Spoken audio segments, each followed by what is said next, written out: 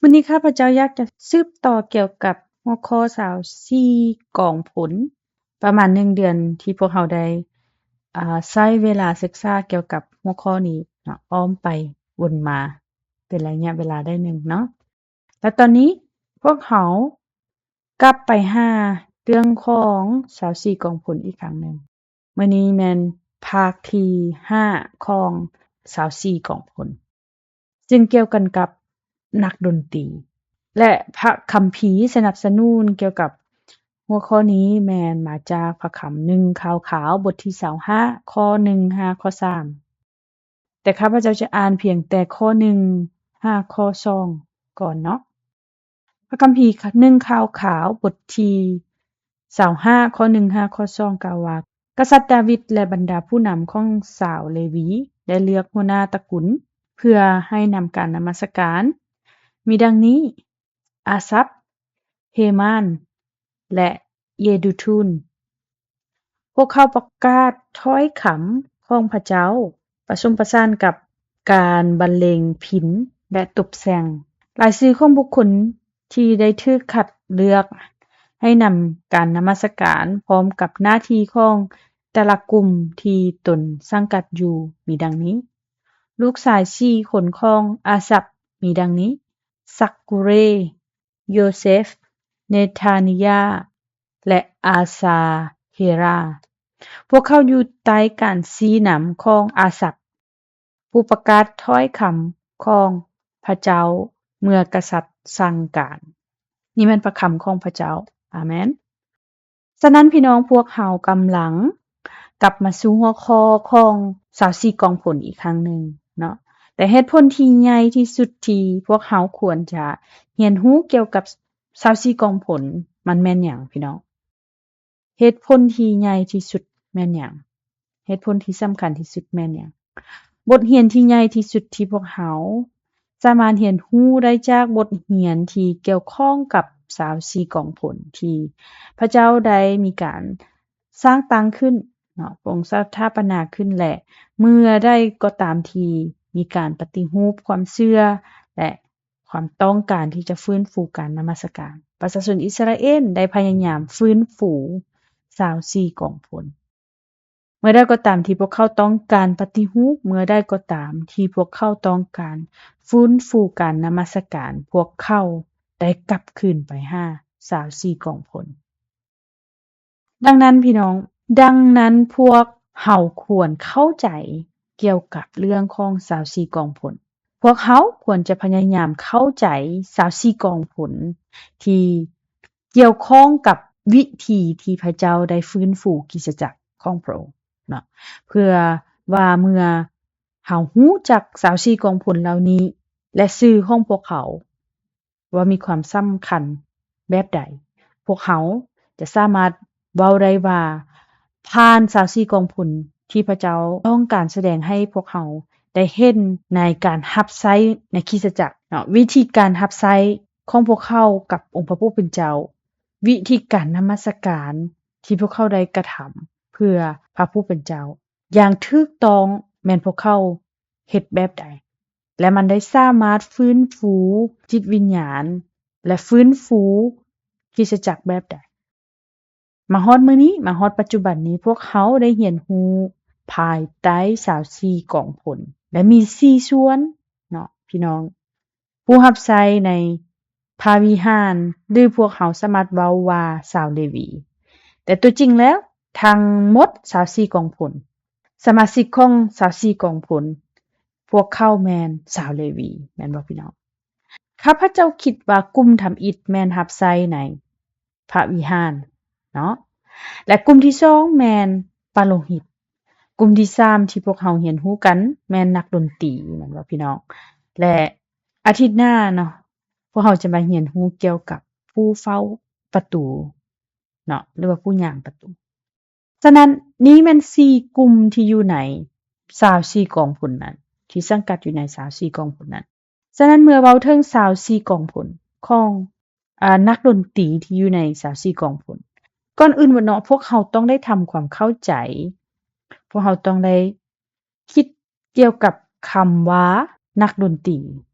นี่ก่อนเนาะว่ามันมีความหมายแนวใดเพราะว่าถึงแม้นว่ามันถูกแปล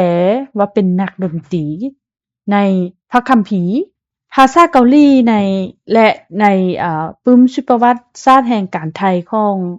ภาษาเกาหลีมันถูกเขียนว่าเป็นทีมงานสรรเสริญหรือว่าเป็นทีมงานนมัสการเป็นทีมงานที่ร้องเพลงเป็นทีมงานที่นมัสการเป็นทีมงานที่ร้องเพลงข้าพเจ้าหมายความว่าในนักดนตรีทั่วไปมันหมายถึงคนที่ลิ้นเครื่องดนตรีแม่นบ่พี่น้องและปึ้มชุดประวัติศาสตร์แห่งการไทยเล่มที่3ก็ได้เว้าที่ใกล้เคียงกับความหมายที่เป็นทีมงานในการสรรเสริญหรือว่าเป็นวงดนตรีฉะนั้นถ้าพี่น้องเบิ่งอยู่ในพระคัมภีร์เพลงสรรเสริญบทที่68ข้อที่25พระคัมภีร์กล่าวว่าพวกนักร้องอยู่ด้านหน้าพวกนักดนตรีอยู่ด้านหลังทางกลางมีพวกผู้หญิงสาวหนุ่มกำลังตีกลองไปพร้อมคำศัพท์ภาษาเฮบเรอสำหรับพวกเขาแมนทะพับซึ่งหมายถึงผู้ที่ลิ้นเครื่องดนตรีที่มีกลองแล้วก็มีนักร้องแล้วก็ผู้ที่ลิ้นเครื่องดนตรีที่มีส่ายและผู้ที่ลิ้นเครื่องดนตรีที่มีกลองฉะนั้นพี่น้องถึงแม้นว่าประวัติศาสตร์ของฉบับภาษาอังกฤษใช้ว่าเป็นนักดนตรีทั่วไปนะใช้คำว่าเป็นนักดนตรีแบบทั่วไปเพื่อรองรับนักร้องทั้งหมดเหล่านี้และผู้ที่ลิ้นเครื่องดนตรีที่มีส่ายและเครื่องดนตรีประเภทกลองและทุกอย่างเนาะที่เกี่ยวกับดนตรีอย่างไรก็ตามสำหรับข้าพเจ้าแล้วนักดนตรีแม่นคำศัพท์ทางฝ่ายโลกเกินไปเนาะฉะนั้นเมื่อเว้าถึงนักดนตรีที่อยู่ภายใต้24กองพลนี้ข้าพเจ้าขอแนะนำให้พี่น้องเข้าใจว่าพวกเขาแม่นทีมงานนมัสการกลุ่มร้องเพลงที่มีวงดนตรีแม่นบ่พี่น้องหรือว่าเป็นนักร้องประสานเสียงถ้าเบิ่งพระคัมภีร์หลักของพวกเขาในวันนี้แม่นอยู่ในพระธรรม1ข่าวๆบทที่25ข้อ1เนาะพระคัมภีร์กล่าวว่า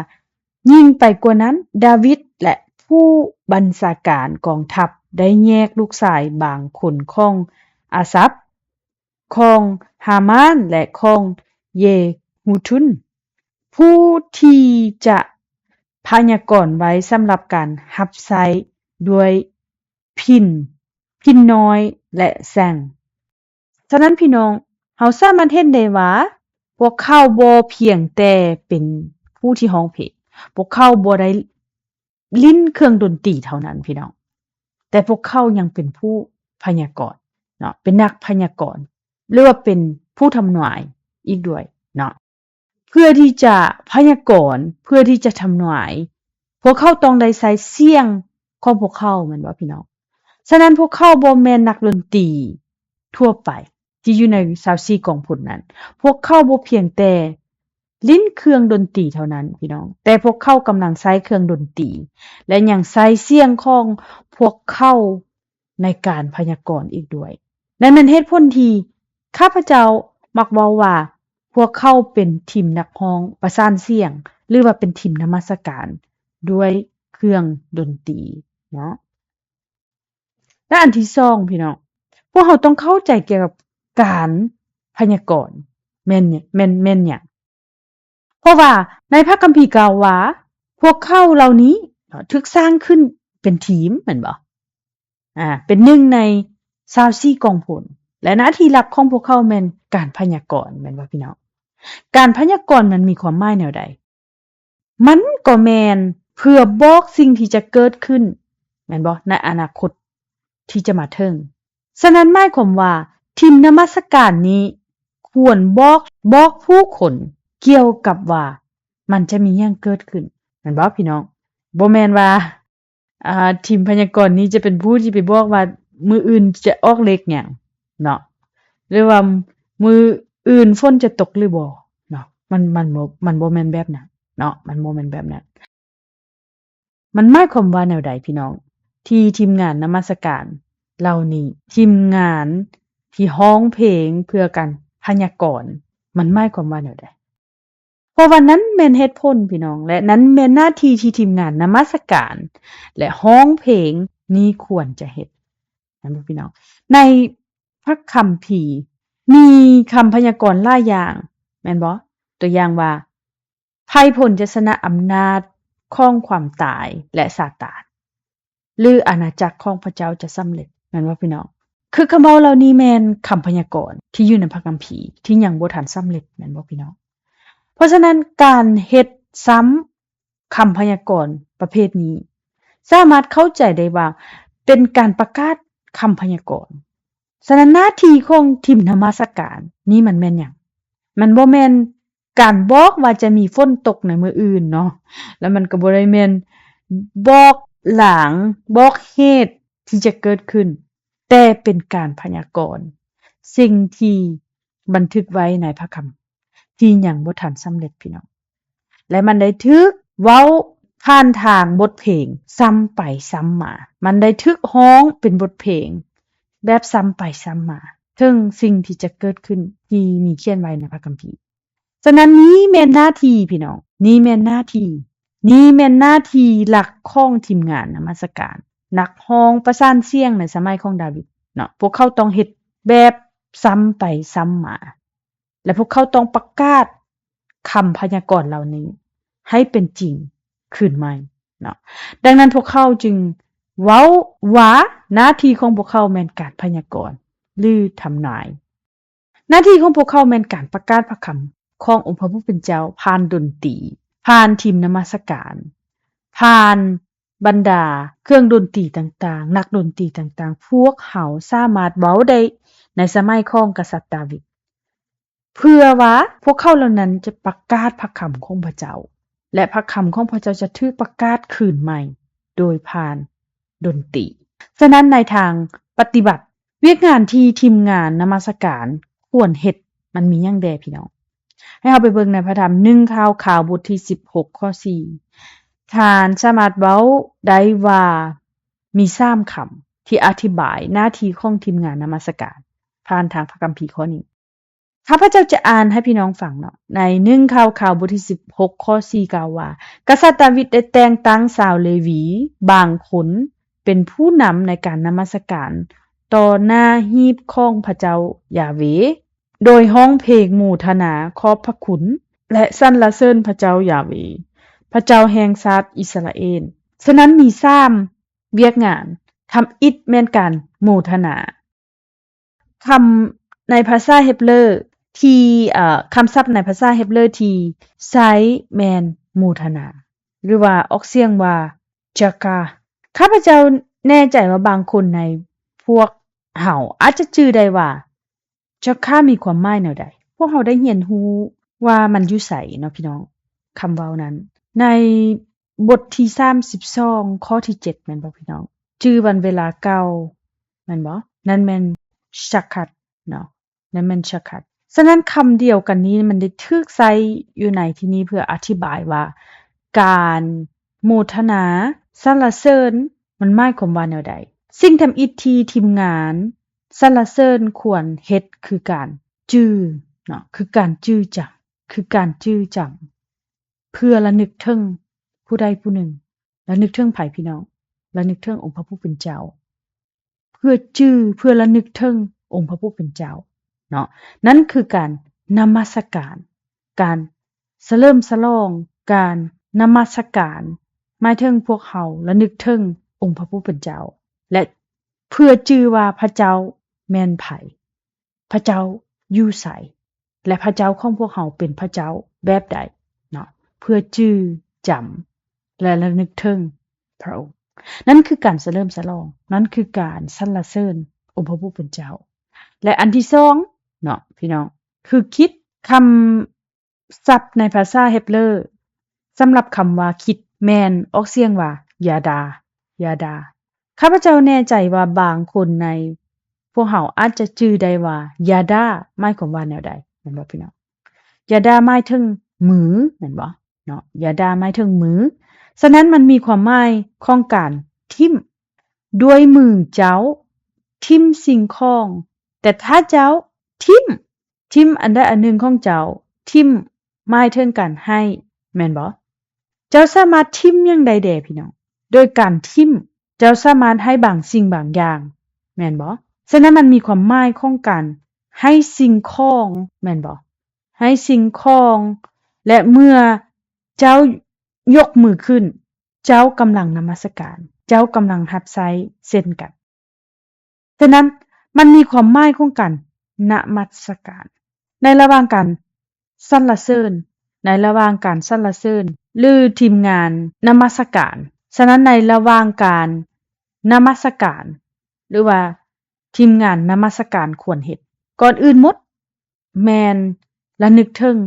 องค์พระผู้เป็นเจ้าและอันที่2แม่นขอบพระคุณพระองค์เพื่อเฮาจะนมัสการพระองค์และอันที่3แม่นการยองยอสรรเสริญองค์พระผู้เป็นเจ้าฉะนั้นคำศัพท์ในภาษาเฮบรูสำหรับการสรรเสริญแม่นฮาลาฮาลาคือกันกับฮาเลลูยาเนาะฮาลาฮาเลลูยาฮาลาหมายถึงการถวายพระเกียรติซึ่งพวกเฮากำลังถวายพระเกียรติแด่องค์พระผู้เป็นเจ้าของเฮาแม่นบ่พี่น้องฉะนั้นมันหมายความว่าเฮากำลังพยายามสรรเสริญองค์พระผู้เป็นเจ้าของพวกเฮาเพื่อที่จะอวดอ้างเกี่ยวกับพระเจ้าของเฮาแม่นบ่ฮาลาฮาลาแม่นการอวดอ้างเกี่ยวกับพระเจ้าของพี่น้องและเพื่อสรรเสริญถวายพระเกียรติแก่องค์พระผู้เป็นเจ้าของพี่น้องเนาะของพวกเฮาทุกคนฉะนั้นเพื่อระลึกถึงเพื่อขอบพระคุณแล้วก็เพื่อที่จะโอ้อวดความเป็นพระเจ้าของพระองค์นั้นแม่นเนื้อในของการสรรเสริญ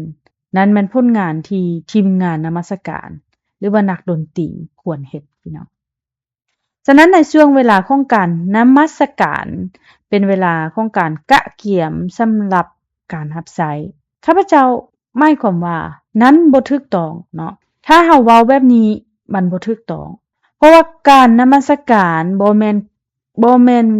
เวลาของการกะเกียมแต่ว่าในช่วงเวลาเหล่านี้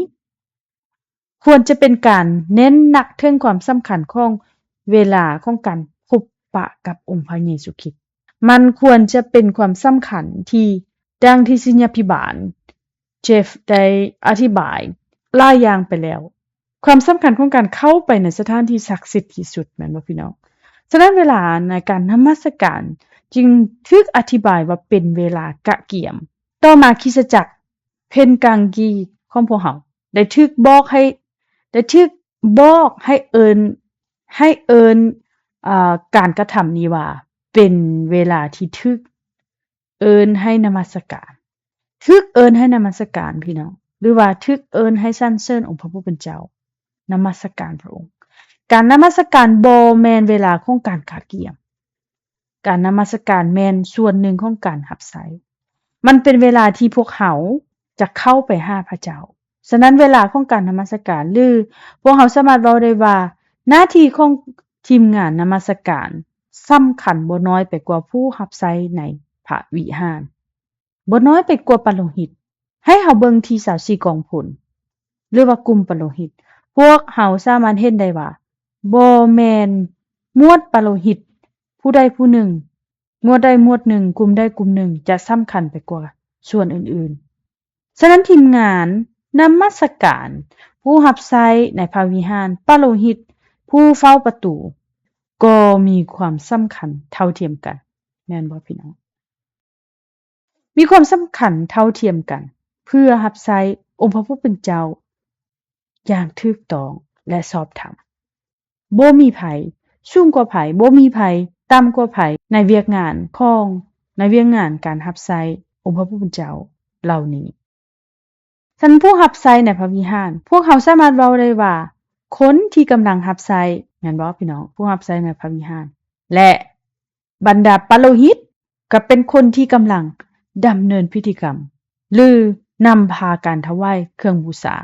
แม่นบ่พวกเขาสามารถเว้าได้ว่าในสมัยปัจจุบันนี้บรรดาศิญาภิบาลใหญ่ศิญาภิบาลน้อยหรือว่าผู้ปกครองผู้ดูแลผู้รับใช้ในพระวิหารขององค์พระผู้เป็นเจ้าทั้งหมดรวมทั้งทีมนมัสการเวียกของเขาเจ้าก็มีความสำคัญเท่าเทียมกันพี่น้อง ถ้าบ่มีผู้ใดผู้หนึ่งบ่มีกลุ่มใดกลุ่มหนึ่งใน24กองผลนี้ก็บ่สามารถเฮ็ดเวียกสำเร็จได้แม่นบ่อย่างใดก็ตามพี่น้องนั้นบ่ได้หมายความว่าอาจารย์มีความสำคัญหลายกว่าทีมงานนมัสการเนาะพระคำของพระเจ้าถูกเทศนาโดยอาจารย์หรือว่าโดยนักเทศน์แน่นอนว่าต้องมีความสำคัญเนาะถ้อยคำของพระเจ้าถูกแบ่งปันออกมาต้องมีความสำคัญแต่บ่ได้หมายความว่าอาจารย์เองหรือตัวบุคคลเองนั้นเป็นบุคคลที่สำคัญฉะนั้น4กองผลนี้มีทีมงานนมัสการมีผู้รับใช้ในพระวิหารมีปาโลหิตและมีผู้เฝ้าประตูพวกเขามีความสำคัญเท่าเทียมกันเนาะและพวกเขาต้องการพวกเขาทั้งหมดทั้ง4กลุ่มนี้เพื่อรับใช้องค์พระผู้เป็นเจ้าเพื่อให้พระผู้เป็นเจ้าพอพระทัยเนาะศิษยาภิบาลผู้ก่อตั้งอับราฮัมพาร์คเพิ่นบอกพวกเขาว่าการฟื้นฟูในคริสตจักรจะเกิดขึ้นเมื่อการนมัสการได้รับการฟื้นฟูฉะนั้นพี่น้องที่รักการนมัสการประกอบมีเวลาตั้งแต่เวลานมัสการจนถึงการอธิษฐานปิดเห็นบ่อธิษฐานอวยพรแล้วก็ปิดดังที่พวกเขาทุกคนรับรู้ฉะนั้นอย่าละเลยเวียกงานของการสรรเสริญการนมัสการข้าพเจ้าเชื่อว่าเฮาควรอธิษฐานขอพระเจ้าเติมเต็มในหัวใจของพวกเฮาและแตะต้องพวกข้าพระองค์ในช่วงเวลาของการนมัสการสรรเสริญองค์พระผู้เป็นเจ้า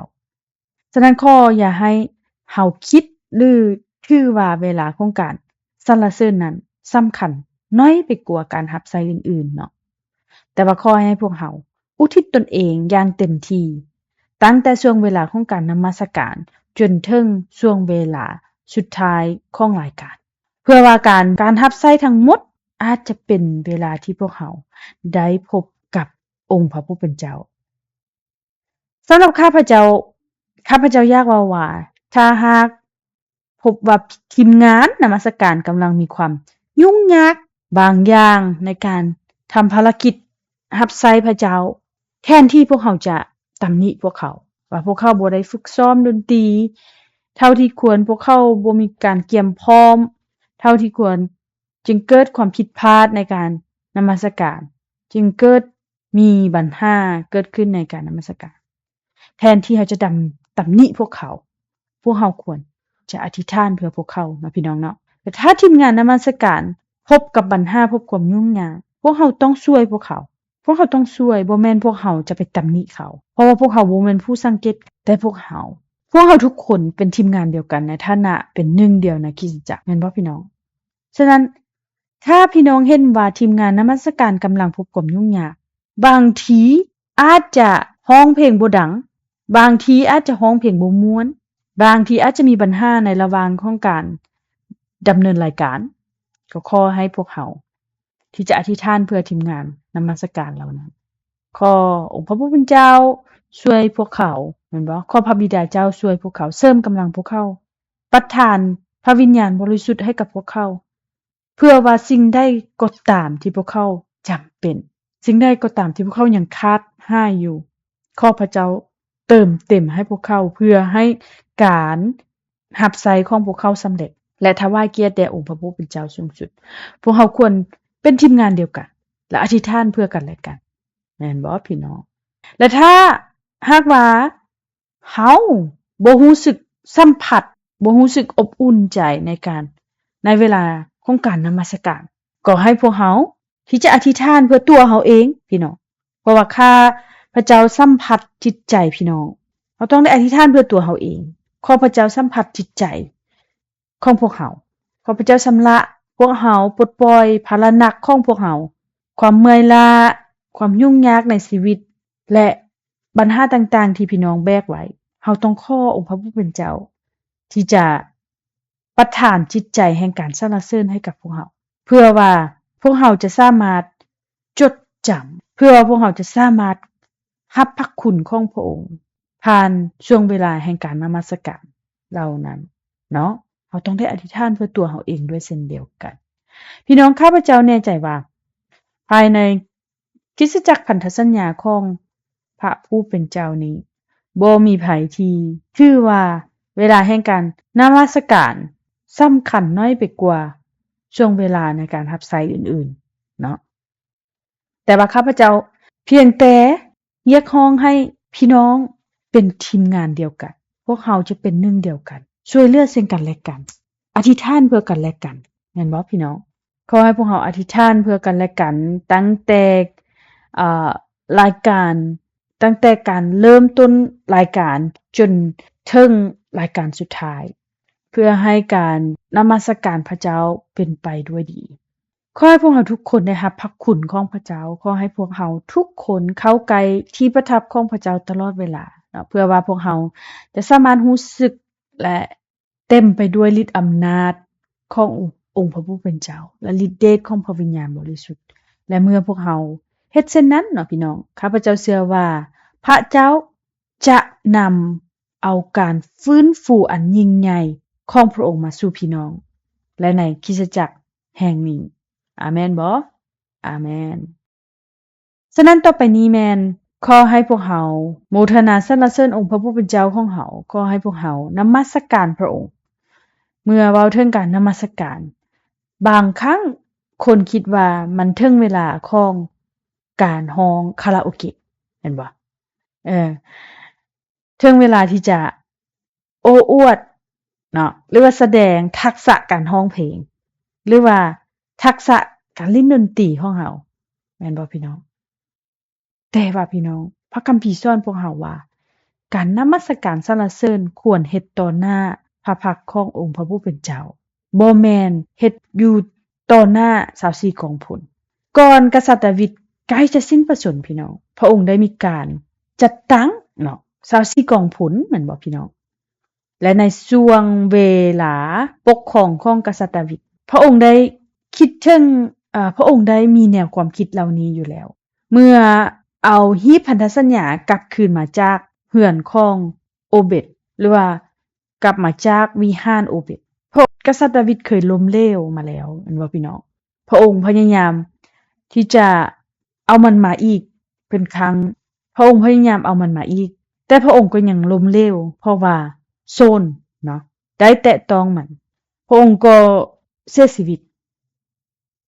ฉะนั้นเราจึงล้มเหลวในครั้งนี้เช่นกันและครั้งที่2พระองค์ก็กำลังเอาหีบพันธสัญญากลับคืนมาเรือนของโอเบตกษัตริย์ดาวิดได้กะเกี่ยมชาวเลวีทั้งหมดในตอนนี้และพระองค์ได้แต่งตั้งบางคนให้เป็นทีมนมัสการและเมื่อกษัตริย์ดาวิดเห็นว่าหีบพันธสัญญากำลังมาฮอดและเข้าไปในเมืองของดาวิดมีหยังเกิดขึ้นพี่น้องเพิ่นเต้นหลำเราได้เต้นหลำและพฤติกรรมเหล่านี้ได้ถูกบันทึกไว้ในพระธรรม2ซามูเอลบท6ข้อที่14กล่าวว่ากษัตริย์ดาวิดนุ่งเสื้อปานโดยมีผ้ามัดแอวฟ้อนถวายเกียรติต่อหน้าพระเจ้ายาเวห์อย่างสุดจิตสุดใจแต่สิ่งที่เกิดขึ้นแม่นมีการได้มีการดูหมิ่นลาวและเว้าว่าเป็นหยังเจ้าต้องเฮ็ดแบบนี้เพราะว่าอยู่ในพระธรรม2ซามูเอลบท6ข้อที่20บอกว่าต่อมาเมื่อกษัตริย์ดาวิดกลับคืนเมื่อถามข่าวความสุขทุกข์ของครอบครัวนางมีการลูกสาวของกษัตริย์โซนก็ออกมาพบเพิ่นและเว้าว่าวันนี้กษัตริย์แห่งชาติอิสราเอลได้สร้างชื่อเสียงอันยิ่งใหญ่ให้ตนเองเพิ่นได้แก้ผ้าปะตนตัวดังคนบาให้พวกชาวชายของบรรดาข้าราชการของตนเองเบิ่งพี่น้องเห็นข้อก่อนหน้านี้เนาะข้อก่อนหน้านี้กษัตริย์ดาวิดกำลังนุ่งชุดผ้าลินินแม่นบ่ผ้าลินินสะพัดว่ามีสิ้นเดียวเนาะมีพื้นเดียวจากถึง5ลุ่มมัดจากถึง5ลุ่มมันมีเพียงแต่สิ้นเดียวดังนั้นในขณะที่เรานุ่งชุดนั้นอยู่แล้วก็มีการเต้นมีการโดดบางทีก็มีการเปื่อยกายคนอื่นเห็นเนื้อหนังของพระองค์ว่าพระองค์เปื่อยกายมีการกำลังเว้าว่าเป็นหยังพระองค์บ่แม่นผู้นำนมัสการ แต่พระองค์เป็นกษัตริย์อย่านมัสการแบบนั้นพระองค์นั้นบ่แม่นสิ่งที่กษัตริย์ควรเฮ็ดมีการกำลังดูถูกกษัตริย์ดาวิดและเว้าว่านั้นบ่แม่นสิ่งที่เจ้าต้องเฮ็ดหลังจากนั้นกษัตริย์ดาวิดก็ตอบมีการว่าในข้อที่21ข้อยได้ฟ้อนถวายเกียรติแด่องค์พระผู้เป็นเจ้าพระองค์ได้เลือกเอาข้อยให้เป็นผู้นำประชาชนอิสราเอลแทนที่จะแม่นพ่อของเจ้าและครอบครัวของเพิ่นข้อยยังจะฟ้อนต่อหน้าพระเจ้ายาห์เวห์อย่างนี้ต่อไปพี่น้องที่รักเมื่อพวกเขานมัสการและสรรเสริญพระเจ้าบางครั้งพวกเขาคิดว่ามันเป็นเวลาที่จะโอ้อวดหรือบางครั้งพวกเขารู้สึกอายย้อนคนอ้อมข้างพวกเขาแต่ว่าอย่าให้พวกเขาอายเลยพี่น้องเพราะว่ากษัตริย์ดาวิดบอกพวกเขาว่าพวกเขาควรสรรเสริญและนมัสการต่อหน้าพระพักตร์ขององค์พระผู้เป็นเจ้าของเขาเท่านั้นให้เขาจดจ่ออยู่ที่พระองค์เนาะมันบ่สำคัญว่าจะมีไผเบิ่งเฮามันบ่สำคัญว่าเฮาจะร้องเพลงม่วนหรือบ่เสียงของเฮาร้องถึกขี้หรือบ่มันบ่สำคัญคำสรรเสริญบ่แม่นเกี่ยวกับสิ่งเหล่านี้คำสรรเสริญการนมัสการพระเจ้าแม่นเกี่ยวกับการสรรเสริญต่อหน้าพระพักตร์ขององค์พระผู้เป็นเจ้าเท่านั้นการมอบหัวใจของพี่น้องให้กับพระบิดาเจ้าของเราพี่น้องทุกครั้งที่ข้าพเจ้าคิดถึงการเต้นหรือว่าการนมัสการของกษัตริย์ดาวิดข้าพเจ้าก็คิดถึงศิษยาภิบาลใหญ่ของพวกเราเนาะศิษยาภิบาลอับราฮัมพระศาสนาจารย์อับราฮัมพระที่เพิ่นเป็นผู้ก่อตั้งคริสตจักรเพิ่นก็ได้มีการเพิ่นก็เต็มที่ในการนมัสการองค์พระผู้เป็นเจ้าเนาะบางครั้งเพิ่นก็ร้องเพลงบ่ถูกทำนองบ่ถูกคีย์แต่ว่าเพิ่นก็บ่สนใจว่าไผสิเบิ่งหยังเพิ่นเพราะว่าเพิ่นกำลังสรรเสริญองค์พระผู้เป็นเจ้าเป็นหยังเพิ่นจะต้องได้สนใจสายตาของคนอื่นเพิ่นมักจะยกมือออกมาแม่นบ่เหมือนกับว่าเพิ่นกำลังต้อนรับสง่าราศีขององค์พระผู้เป็นเจ้าสรรเสริญองค์พระผู้เป็นเจ้าฮาเลลูยาฮาเลลูยาพี่น้องเคยเห็นแม่นบ่พี่น้องเคยเห็นเพิ่นเวลาที่เพิ่นนมัสการพระเจ้าแม่นบ่สรรเสริญองค์พระผู้เป็นเจ้าอันนั้นเป็นตัวอย่างอีกตัวอย่างหนึ่งที่ข้าพเจ้าย่างยกขึ้นมาแม้ว่าจะมีหลายคนมีหลายกว่า 2-3,000 คนแม่นบ่หรือ 10,000 กว่าคนที่มาในคริสตจักรเข้าร่วมในการนมัสการสรรเสริญเพิ่นก็เฮ็ดคือกันเพิ่นก็ร้องเพลงบ่ถูกคีย์เพิ่นก็นมัสการพระเจ้าเต็มที่บ่สนใจสายตาของผู้ใดเนาะบ่สนว่าไผจะเบิ่งเพิ่นแบบใดแต่เพิ่นสนอยู่ที่องค์พระผู้เป็นเจ้าเท่านั้นและนี่เป็นสิ่งที่สำคัญพี่น้องข้าพเจ้าคิดว่านี้เป็นสิ่งที่สำคัญเฮาควรสรรเสริญพระเจ้าเฮาควรนมัสการพระเจ้าไปอยู่ต่อหน้าองค์พระผู้เป็นเจ้าเนาะข้าพเจ้าบ่อยากบอกพี่น้องเกี่ยวกับเรื่องของข้าพเจ้าหลายปานใดแต่ว่าข้าพเจ้าจะเว้าน้อยนึงข้าพเจ้าตอนอยู่ UK เนาะตอนอยู่ UK ข้าพเจ้าได้นำพาการนมัสการอยู่ที่นั้นคือกันมีมื้อหนึ่งข้าพเจ้าได้เว้ากับผู้เข้าร่วมในการนมัสการในช่วงเวลาของการนมัสการเนาะข้าพเจ้าได้เว้าว่าขอให้พวกเราสรรเสริญองค์พระผู้เป็นเจ้าซึ่งว่าความหมายของคำว่าสรรเสริญในภาษาเกาหลีแม่นเหมือนกับให้เฮาหยุดในการนมัสการหยุดในการนมัสการแต่ว่าเพื่อสรรเสริญองค์พระผู้เป็นเจ้าเมื่อพวกเขาเว้าว่าให้พวกเขาสรรเสริญองค์พระผู้เป็นเจ้ามันหมายความว่าให้เจ้าหยุดดนตรีให้เจ้าหยุดการนมัสการพี่น้องฮู้บ่เมื่อข้าพเจ้าเว้าแบบนั้นขอให้พวกเขาสรรเสริญองค์พระผู้เป็นเจ้าและสิ่งที่เกิดขึ้นก็คือข้าพเจ้าเริ่มได้ยินเสียงแปลกๆจากฝูงชนเขาเจ้าเริ่มเว้าออกมาเขาเจ้าเริ่มสรรเสริญองค์พระผู้เป็นเจ้าเริ่มเว้าเป็นภาษาของเขาเจ้าเองด้วยเสียงของเขาเจ้าเองเป็นคำเว้าของเขาเจ้าเองจากผู้เข้าร่วมที่มาร่วมนมัสการพระเจ้าเขาเจ้าได้เว้าสิ่งเหล่านั้นออกมาโดยบ่สนว่าโดยบ่เป็นไปตามดนตรี บ่ได้เป็นไปตามบทเพลงที่ร้องบ่ได้ไปตามเนื้อเพลงแต่พวกเขาสรรเสริญองค์พระผู้เป็นเจ้าฮาเลลูยาสรรเสริญองค์พระผู้เป็นเจ้าเว้าภาษาของเขาเจ้าเองผู้นั้นก็เว้าผู้นี้ก็เว้าตอนเบื้องต้นข้าพเจ้าก็ตกใจที่เขาเจ้าตอบสนองมาแบบนั้นผู้คนตอบสนองมาแบบนั้นข้าพเจ้ารู้สึกแปลกใจแล้วก็สับสนเล็กน้อยแต่ว่าหลังจากนั้นต่อมาเมื่อข้าพเจ้าคิดไต่ตองเกี่ยวกับเรื่องนี้ข้าพเจ้าก็รู้ว่าโอ้การสรรเสริญบ่แม่นเกี่ยวข้องกับการร้องเพลงเท่านั้นเนาะข้าพเจ้าหมายความว่าพระเจ้าได้บอกเวลาได้ว่าพวกเขาควรร้องเพลงให้ดีเพื่อสรรเสริญองค์พระผู้เป็นเจ้าร้องเพลงให้ดีเพื่อสรรเสริญพระองค์พระเจ้าบ่เคยบอกแม่นบ่ฉะนั้นการสรรเสริญการนมัสการพระเจ้าแม่นเกี่ยวกับการสารภาพของพวกเราข้าพเจ้าเชื่อว่านั้นแม่นคำสรรเสริญที่แท้จริงที่พระเจ้าเต็มใจที่จะได้รับฟังข้าพเจ้าได้เทศนามาหลายดังนั้นข้าพเจ้าจึงคิดเกี่ยวกับเรื่องเหล่านี้หลายขึ้นวิธีการนำผู้คนกลับคืนมาหาคริสตจักรกลับคืนวิธีการนำผู้คนกลับมาหาองค์พระผู้เป็นเจ้าวิธีการเหล่านั้นวิธีการที่นำผู้คนให้กลับคืนมาจากการรับใช้ทางออนไลน์ไปสู่การรับใช้แบบซึ่งหน้าและการนมัสการพระเจ้าในสถานที่ศักดิ์สิทธิ์ร่วมกับสมาชิกครอบครัวทางจิตวิญญาณพี่น้อง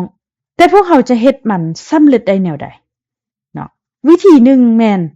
บอกพวกเขาว่านี่แม่นหลักการของโบสถ์เจ้าบ่ควรนมัสการพระผู้เป็นเจ้าทางออนไลน์อยู่เฮือนเนาะตราบใดที่เจ้ามีสุขภาพแข็งแรงเจ้าบ่เจ็บบ่ไข้บ่ป่วยเจ้าก็ควรมาโบสถ์แม่นบ่แต่ว่าอีกวิธีหนึ่งพี่น้องบางทีมันอาจจะเป็นวิธีที่ดีกว่าที่จะเฮ็ดให้มันเกิดขึ้นก็คือถ้าพวกเรามีการนมัสการทางออนไลน์แน่นอนว่าผู้คนส่วนใหญ่บ่ได้รับการสัมผัสแม่นบ่สามารถรู้สึกได้เข้าบ่ถึงองค์พระผู้เป็นเจ้าพวกเขาบ่รู้สึกว่าเป็นส่วนหนึ่งของการนมัสการแม่นบ่ตั้งแต่เริ่มรายการจนจบข้าพเจ้าเชื่อว่าผู้คนเหล่านั้นรู้สึกได้ถ้าการนมัสการทางออนไลน์มันบ่ได้รับการสัมผัสแตะต้องอย่างแท้จริงผู้คนก็จะบ่อยากมาโบสถ์เพราะเขารู้ได้แล้วถึงประสิทธิภาพผ่านทางออนไลน์แต่ว่าในทางกลับกันถ้าพวกเราเฮ็ดงานรับใช้ทุกอย่างออกมาได้ดีผ่านทางออนไลน์แทนที่พวกเขาจะนมัสการพระเจ้าผ่านทางออนไลน์ไปตลอดพวกเขาก็อาจจะหันมาสู่การนมัสการทางซึ่งหน้าเพราะเขาอยากสัมผัสใกล้ชิดกับองค์พระผู้เป็นเจ้าในที่ประทับของพระองค์แม่นบ่เพราะเขาอยากจะเต็มที่กับพระวิญญาณบริสุทธิ์ในช่วงเวลาของการนมัสการเพราะการนมัสการเป็นช่วงเวลาที่เต็มไปด้วยความสุขและความปิติยินดีรวมกับช่วงเวลาของการเทศนาและช่วงเวลาของการรับใช้อื่นๆผู้คนจะมักมาโบสถ์เพื่อที่จะมารับความรู้สึกเหล่านั้นเพื่อที่จะมามีประสบการณ์ในที่ประทับขององค์พระผู้เป็นเจ้าในคริสตจักรของพระองค์ข้าพเจ้าบ่ฮู้ว่าข้าพเจ้าเว้าถูกหรือผิดแต่ว่านั้นมันสิ่งที่ข้าพเจ้าเชื่อว่าพระเจ้าได้ตัดผ่านกับตัวของข้าพเจ้าเกี่ยวกับเรื่องนี้ว่าพวกเขาต้องฟื้นฟูการนมัสการเพื่อฟื้นฟูคริสตจักรข้าพเจ้ารู้สึกขอบใจทีมงานนมัสการของพวกเขาหลายพวกเขากำลังเฮ็ดได้ดีและน่าอัศจรรย์ในเวลานี้แม่นบ่พี่น้องแต่ข้าพเจ้ากำลังบอกคริสตจักรเกี่ยวกับเรื่องนี้ว่าถ้าพวกเรามีโอกาสรับใช้พระเจ้าแบบสุดจิตสุดใจเฮ็ดให้พระองค์ประทับใจการเยียวยารักษาที่มาจากพระองค์ฤทธิ์อำนาจที่มาจากพระองค์สง่าราศีที่มาจากพระองค์จะส่องแสงสว่างในคริสตจักรแห่งนี้ข้าพเจ้าเชื่อว่าผู้คนจะหลั่งไหลเข้ามายังคริสตจักรเพื่อที่จะรับการสัมผัสเพื่อที่จะมามีความสัมพันธ์ที่ใกล้ชิดมามีประสบการณ์ในที่ประทับของพระองค์พี่น้องคิดแบบเดียวกันกับข้าพเจ้าบ่เอเมนเอเมนเนาะฉะนั้นขอให้พวกเราอธิษฐานขอให้พวกเรา อธิษฐานว่าพระบิดาพวกข้าพเจ้ารู้สึกขอบใจพระองค์หลายที่พระองค์ได้ให้คนที่มีพรสวรรค์หลายคนแก่พวกข้าพระองค์ในคริสตจักรนี้แต่พระบิดามันบ่แม่นเวลาที่พวกเฮาแสดงพรสวรรค์ของพวกเฮาแต่พวกเฮาอยากสรรเสริญองค์พระผู้เป็นเจ้าแท้ๆพวกเฮาอยากมีเวลานี้เพื่อรู้สึกถึงพระองค์เวลาที่จะอยู่กับองค์พระผู้เป็นเจ้าเวลาที่จะอยู่ในสถานที่อันศักดิ์สิทธิ์ที่สุดของพระองค์ในสถานที่ศักดิ์สิทธิ์และสถานที่ศักดิ์สิทธิ์ที่สุดของพระองค์ร่วมกันกับพระองค์ขอให้พวกเขามีการแสดงออกที่ถูกต้องมีการแสดงออกที่เข้มแข็งและการ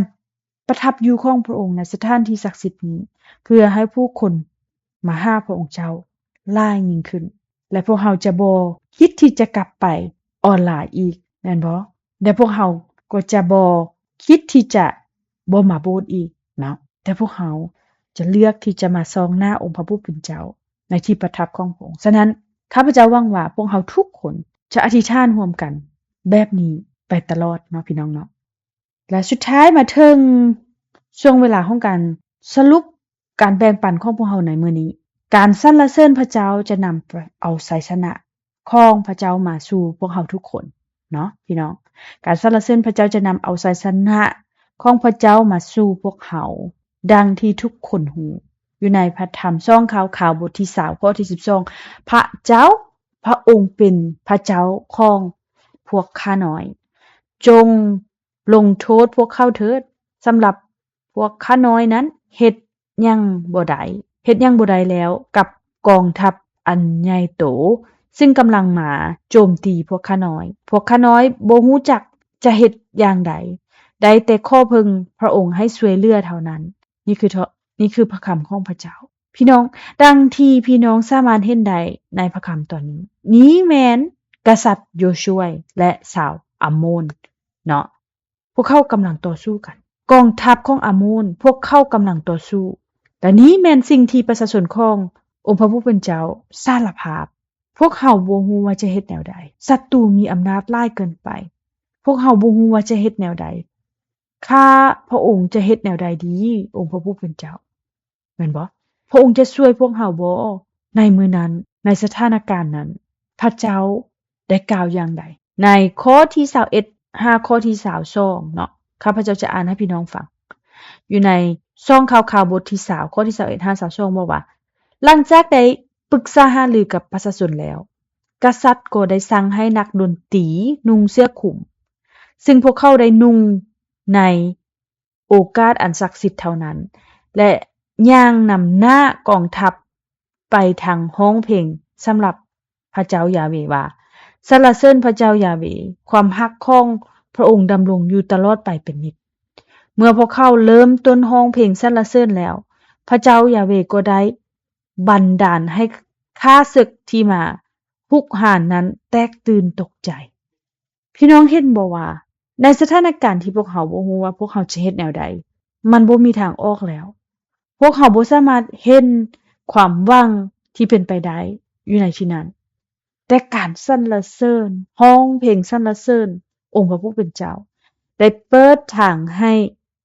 แก่พวกเขาทุกคนแม่นบ่พี่น้องอ้ายน้องพี่น้องที่รักทั้งหลายพี่น้องอยู่ในสถานการณ์ที่พี่น้องบ่มีทางออกบ่พี่น้องอยู่ในสถานการณ์ที่บ่สามารถหายใจได้อย่างเต็มปอดบ่พี่น้องบ่สามารถซอกหาความหวังบ่เห็นความหวังในการมีชีวิตอยู่พี่น้องอยู่ในสถานการณ์เหล่านั้นหรือบ่ให้พี่น้องชื่อไว้ว่าเมื่อพวกเขาสรรเสริญองค์พระผู้เป็นเจ้าพระเจ้าจะเปิดทางให้กับพวกเขาพระเจ้าได้ชนะการสู้รบพระองค์จะให้ชัยชนะของพระองค์แก่พวกเราแม่นบ่ฉะนั้นขอให้พวกเขาใช้การสรรเสริญนมัสการพระเจ้านี้ให้พวกเขาตกอยู่ในเวลาของการสรรเสริญและการนมัสการให้พวกเขาเห็นคุณค่าและให้พวกเขาใช้ประโยชน์ในการนมัสการพระเจ้าขอให้พวกเขาได้รับพระพรในช่วงเวลาแห่งการสรรเสริญและข้าพเจ้าอธิษฐานว่าผ่านสิ่งนี้ขอให้ผู้คนทั้งหมดของคริสตจักรพันธสัญญาขององค์พระผู้เป็นเจ้า และผู้ที่กำลังเข้าร่วมออนไลน์ในเวลานี้ขอให้พวกท่านทุกๆคนได้รับพระพรอันยิ่งใหญ่ชัยชนะอันยิ่งใหญ่ในชีวิตของพวกท่านพี่น้องในคริสตจักรแห่งนี้ในสังคมนี้และในประเทศชาติบ้านเมืองของเราขอให้พวกเรามีไสอันยิ่งใหญ่ขององค์พระผู้เป็นเจ้าอาเมนบ่อาเมน